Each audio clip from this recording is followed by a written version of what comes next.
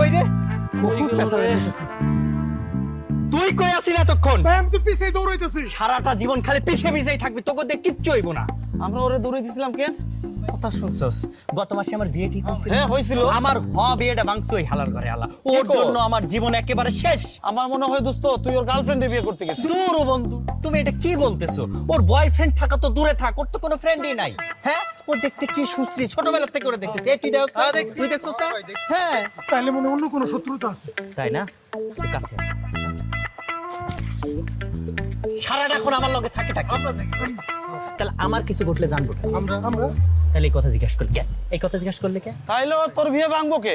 বিয়ে ভাঙবো কে এটা তো আমার সাধ্যের বাইরে বন্ধু আমি কইতে পারি না এটা কে জানে ঠিক আছে না এখন চল তুই এই রাস্তায় যাবি তুই এই রাস্তায় যাবি এই রাস্তায় যাবি 24 ঘন্টার মধ্যে খুঁজে পাবি দোস্ত আমি বলি তোরে, হ্যাঁ তুই কোনো চিন্তা করিস না, ওরে যেইভাবে হয় আমরা সবাই মিলা খুঁজে বের করতেছি।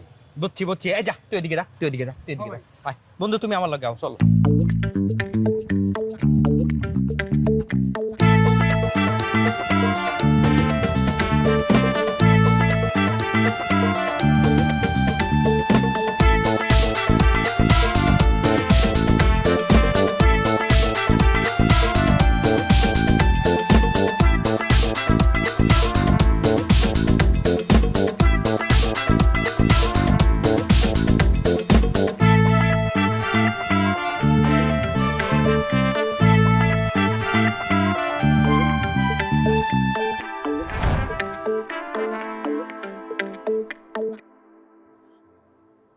সকাল সকাল যে কার ক্ষমা দেখে ঘুম ভাঙছে মেজাজটাই খারাপ হয়ে গেছে আমার। সকাল সকাল একটু দৌড়ানি খাইলাম, কাস্টমারও নেই, মেজাজটা তো